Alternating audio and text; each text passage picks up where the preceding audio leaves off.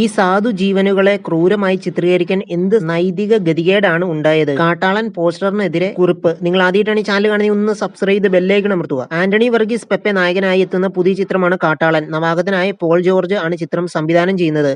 Marco എന്ന hit ചിത്രത്തിന് ശേഷം ക്യൂബ്സ് എന്റർടൈൻമെന്റ്സിന്റെ ബാനറിൽ ഷരീഫ് മുഹമ്മദ് ആണ് ചിത്രം നിർമ്മിക്കുന്നത്. ചിത്രത്തിന്റെ സെക്കൻഡ് ലുക്ക് പോസ്റ്റർ അണിയറ പ്രവർത്തകർ കഴിഞ്ഞ ദിവസം പുറത്തുവിട്ടിരുന്നു. കോരിച്ചൊരിയുന്ന മഴയിൽ ഒരു കൊമ്പനുമായുള്ള സംഘട്ടന ശേഷം അതിന്റെ മസ്തകം പിളർന്ന് മഴുവുമായി നിൽക്കുന്ന പെപ്പയെയാണ് പോസ്റ്ററിൽ കാണിച്ചിരിക്കുന്നത്.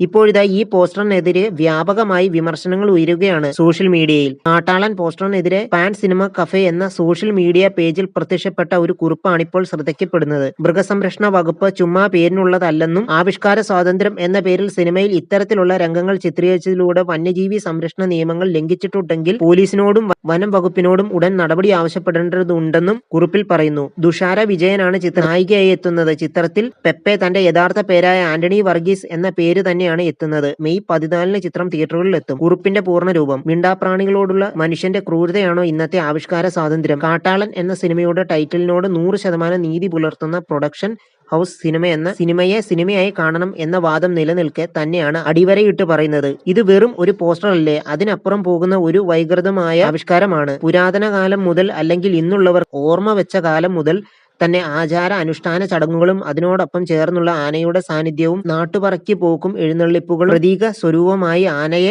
കാണുന്ന സംസ്കാരവും ഇന്നും തുടരുന്ന ഒന്നാണ്. ഇത്തരമൊരു പശ്ചാത്തലം നിലനിൽക്കുമ്പോൾ ആവശ്യമില്ലാത്ത ക്രൂരതയും കൃത്രിമ വൈകാരികതയും ദയവായി സിനിമയിൽ കുത്തിവെക്കരുത്. ജംബോ സർക്കസോ തെരുവുകളിലെ നാടോടി കൂത്തോ പോലെ കേവലം കെട്ടുകാഴ്ചയ്ക്കായി എത്തുന്നതല്ല കേരളത്തിലെ ആനകൾ. മറിച്ച് പൂർവികരിൽ നിന്ന് തലമുറകളായി കൈമാറി വന്ന ആചാരങ്ങളുടെയും വിശ്വാസങ്ങളുടെയും തുടർച്ചയുടെ ഭാഗമായാണ് ജാതിമത ഭേദമന്യേ ഓരോ ദേവാലയങ്ങളിലും ഇവിടെ സാന്നിധ്യം അനിവാര്യമായി നിലനിൽക്കുന്നത്. നിയമാനുസൃതമായ ചട്ടങ്ങളും ചിട്ടകളും പാലിച്ച് കൃത്യമായ പരിപാലനത്തിൽ എത്തുന്ന ഈ സാധു ജീവനുകളെ ഇത്രയും ക്രൂരമായി ചിത്രീകരിക്കാൻ ഈ സംവിധായകനും അണിയറ പ്രവർത്തകർക്കും എന്ത് നൈതിക ഗതികേടാണ് ഉണ്ടായത്? ആശയദാരിദ്ര്യം ആണെങ്കിൽ ഈ പണി നിർത്തി പോവുക. മൃഗസംരക്ഷണ വകുപ്പ് ചുമ്മാ പേരിനുള്ളതല്ല. ആദ്യപടിയായി തന്നെ ആനപ്രേമി സംഘടനകളും നാട്ടുകാരും ശക്തമായ പ്രതിഷേധവുമായി രംഗത്തെത്തണം. സോഷ്യൽ മീഡിയയിലൂടെയും സംഭവസ്ഥലത്ത് നടന്നുവെന്ന് ആരോപിക്കുന്ന പീഡനങ്ങളെക്കുറിച്ചും കൃത്യമായ അന്വേഷണം ആവശ്യപ്പെടണം. ആവിഷ്കാര സ്വാതന്ത്ര്യം എന്ന പേരിൽ സിനിമയിൽ ഇത്തരത്തിലുള്ള രംഗങ്ങൾ ചിത്രീകരിച്ചതിലൂടെ വന്യജീവി സംരക്ഷണ നിയമങ്ങൾ ലംഘിച്ചിട്ടുണ്ടെങ്കിൽ പോലീസിനോടും വനം വകുപ്പിനോടും